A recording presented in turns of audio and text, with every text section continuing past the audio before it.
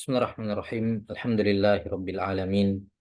Wassalatu wassalamu ala asyrafil anbiya'i wal mursalin nabiyyina Muhammadin wa ala alihi wa sahbihi ajma'in. Asyhadu an la ilaha illallah wahdahu la syarikalah wa asyhadu anna Muhammadan abduhu wa rasuluh. Amma ba'd.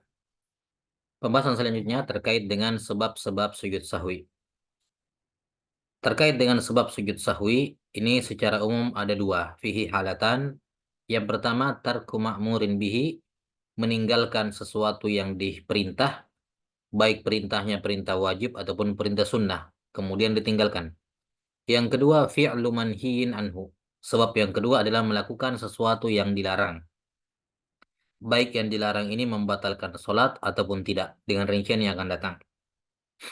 Ya, kemudian yang pertama adalah sebab sujud sahwi karena meninggalkan yang diperintahkan.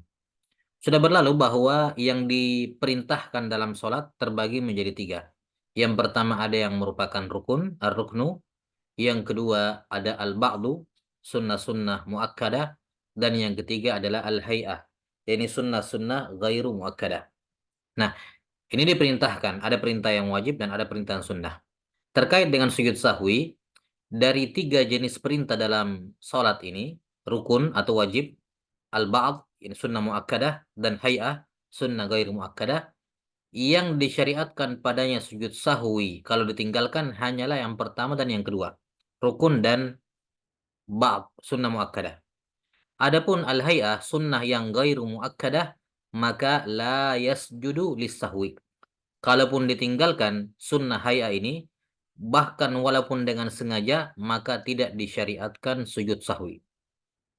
Semisal sunnah hay'ah adalah surah pendek setelah Al-Fatihah atau doa iftitah. Ya, doa iftitah atau zikir ruku dan sujud. Ini semua sunnah-sunnah hay'ah. Duduk di antara duduk istirahat. Ini semua sunnah-sunnah hay'ah. Nah, sunnah hay'ah ini kapan ditinggalkan? Ya, kapan ditinggalkan, maka tidak disyariatkan sujud sahwi. Ada orang sholat tidak baca surah pendek, habis Al-Fatihah langsung ruku. Sengaja maupun tidak sengaja, maka tidak disyariatkan sujud sahwi. Bahkan kalau seorang meninggalkan sunnah hay'ah, sunnah yang gair muakkadah, ya, walaupun ditinggalkan dengan sengaja. Kemudian setelah itu sebelum salam dia sujud sahwi, dalam keadaan dia tahu itu tidak disyariatkan dan dia sengaja, maka sholatnya batal. Karena dianggap menambah sujud ya di dalam sholat dengan sengaja. Iya, maka sunnah hay'ah tidak ada sujud sahwinya. Yang ada sujud sahwi ketika ditinggalkan ada dua. Yang pertama rukun. Meninggalkan rukun ya terbagi menjadi dua. Apakah meninggalkan rukun dengan sengaja atau tidak sengaja?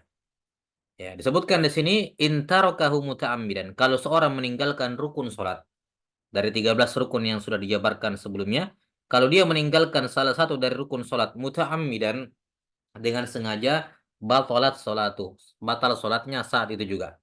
Tidak ada cara untuk memperbaikinya, batal dia harus ulang dari awal. Kalau dia tinggalkan rukun dengan sengaja. Yang kedua, intarokahu nasiyan. Kalau seorang meninggalkan rukun sholat dalam keadaan lupa. Nah, disinilah berlaku sujud sahwi. Kalau meninggalkan rukun dengan sengaja, tidak ada sujud sahwi karena sholatnya langsung batal. Ya, yang ada sujud sahwi terkait dengan perintah yang rukun, yang wajib, yaitu kalau rukun itu ditinggalkan tidak sengaja. Kapan rukun ditinggalkan tidak sengaja? Ya, tidak sengaja, lupa ditinggalkan atau yang semacamnya, yang jelas tidak sengaja, maka di sini sholatnya tidak batal, melainkan harus diperbaiki. Ya, cara memperbaikinya adalah dengan melakukan rukun yang ditinggalkan. Melakukan rukun yang ditinggalkan. Bagaimana caranya? Ya, caranya dikatakan di sini ingtarokahu nasian. Kalau ditinggalkan suatu rukun dalam keadaan lupa, la tabutulu sholatuh. Maka sholatnya tidak batal. Karena lupa dia. Tapi wayalzamuhul ud. Tapi diwajibkan dia kembali. Ya. Jadi, kalau seorang meninggalkan rukun karena lupa, maka ini tidak lepas dari dua keadaan. Tidak lepas dari dua keadaan. Ya. Kalau misalnya atau tidak lepas dari apa tiga keadaan, nggak lepas dari tiga keadaan. Kalau dia meninggalkan satu rukun dalam sholat, ya, kemudian dia teringat bahwa setelahnya dia ingat bahwa dia tinggalkan itu rukun, maka ini tidak lepas dari tiga keadaan. Keadaan yang pertama, dia ingat sebelum sampai di rukun yang sama di rakaat berikutnya. Dia ingat sebelum sampai di rukun yang sama dengan yang ditinggalkan di rakaat berikutnya. Misal, ada seorang melamun, ya, lupa baca Al-Fatihah. Lupa baca Al-Fatihah. Langsung dia ruku. Langsung dia ruku. Kalau dia ingat tidak membaca Al-Fatihah, ini misalnya rakaat pertama ya. Dia tidak baca Al-Fatihah di rakaat pertama. Kemudian dia langsung ruku. Nah, kapan dia mengingat bahwa dia tidak baca Al-Fatihah tadi di rakaat pertama, maka kalau dia mengingatnya sebelum sampai di rukun yang sama di rakaat berikutnya, yakni Al-Fatihah di rakaat kedua, sebelum sampai ke sana dia ingat, maka dia wajib mundur ke belakang. Dia wajib kembali ke posisi berdiri untuk membaca Al-Fatihah.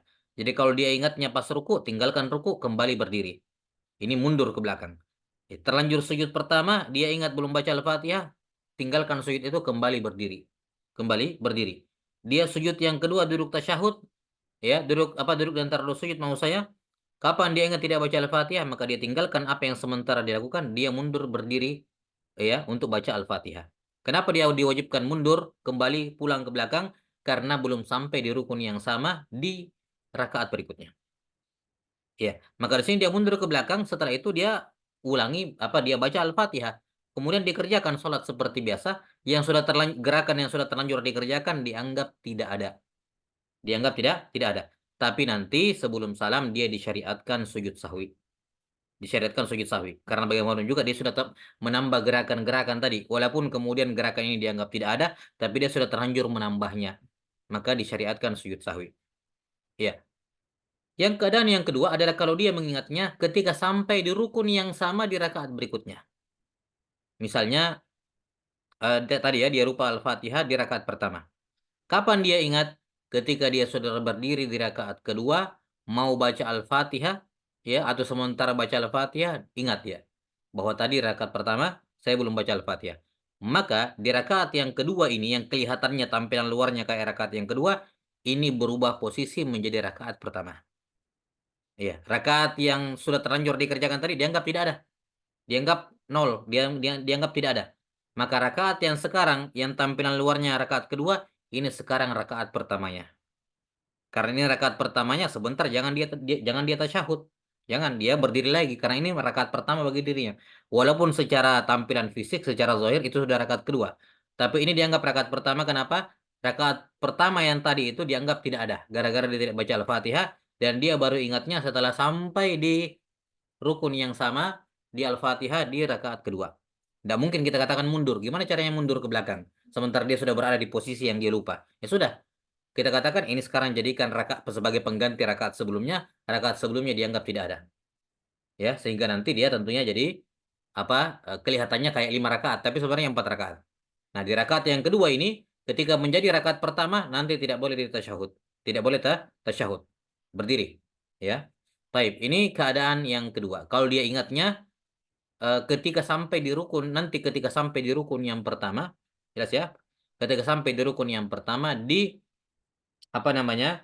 Di rakaat berikutnya. Ya. Atau demikian pula dia lupa Al-Fatihah di rakaat apa? Di rakaat pertama.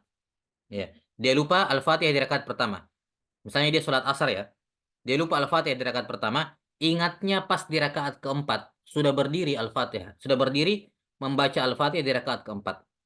Maka sudah kita katakan kalau begitu rakaat yang Al-Fatihah kamu lupa tadi, kamu baru ingat di rakaat keempat, berarti yang kedua jadi rakaat pertama, yang ketiga jadi rakaat yang kedua, yang keempat jadi rakaat ketiga, nanti tambah lagi rakaat yang keempat. Berarti sekarang ini yang tampilan luarnya dia sudah di rakaat keempat, ini adalah rakaat yang ketiga, maka dia tidak boleh duduk tasyahud. Dia berdiri ke atas, baru nanti terakhir tambah 1 rakaat sebagai pengganti dari rakaat pertama yang tidak sah. Gitu ya. Intinya adalah dia mengingat rukun yang ditinggalkan setelah mencapai rukun yang sama di rakaat-rakaat berikutnya. Keadaan yang ketiga adalah dia mengingat meninggalkan rukun sholat setelah selesai sholat. Jadi setelah Assalamualaikum warahmatullah, ya Assalamualaikum warahmatullah, dia ingat, oh tadi kayaknya rakaat pertama apa? Saya nggak baca Al-Fatihah. Ya, rakaat pertama atau rakaat kedua atau rakaat ketiga nggak baca Al-Fatihah. Dia baru ingat kapan? Setelah salam. Nah, kalau dia mengingatnya setelah salam, ya para fuqaha mengatakan kalau waktunya masih sebentar, misalnya dia masih duduk di tempatnya, belum ngobrol-ngobrol, masih berada di situ, ya, belum masih berada dalam masjid ya, dan belum lama waktunya, maka dia wajib untuk tambah satu rakaat. Tidak perlu mengulang dari awal. Cukup tambah satu rakaat, ya, sebagai rakaat keempat karena berarti tadi ada salah satunya yang tidak sah, digantikan oleh rakaat berikutnya. Maka bagaimanapun juga ini sekarang rakaat keempat. Ya tinggal tambah satu rakaat, tasyahud, salam. Ya. Tapi kalau misalnya waktunya sudah lama baru dia ingat bahwa tadi saya tidak baca Al-Fatihah. Sudah lama, sudah keluar dari masjid, maka di sini dia harus mengulang dari awal. Dia harus mengulang dari awal. Ya. Wallahu alam bisawab. Ini cara memperbaiki solat orang yang meninggalkan rukun secara tidak sengaja. Ya. Dan pada keadaan yang ketiga terakhir, yaitu ketika dia mengingat, ya, atau pada tiga keadaan ini, baik dia mengingat sebelum sampai di rukun yang sama, di rakaat berikutnya, atau dia ingatnya setelah sampai di rukun yang sama, atau dia ingatnya setelah selesai sholat, ya, tapi waktunya masih sebentar sehingga dia tinggal tambah satu rakaat. Pada tiga keadaan ini dia disyariatkan sujud sahwi sebelum salam nanti. Disyariatkan sujud sahwi sebelum salam. Adapun kalau waktunya sudah lama, selesai sholat sudah lama baru dia ingat, maka ini kayak ngulang sholat dari awal sehingga tidak perlu sujud sahwi. Gara-gara yang tadi tidak perlu karena ini ngulang dari awal. Ya, Allahu taala alam bisawab. Ini terkait dengan meninggalkan rukun di dalam sholat, hukumnya baik sengaja maupun tidak sengaja. Sallallahu ala nabiyina Muhammadin wa ala alihi wa sahbihi wasallam. Walhamdulillahi rabbil alamin.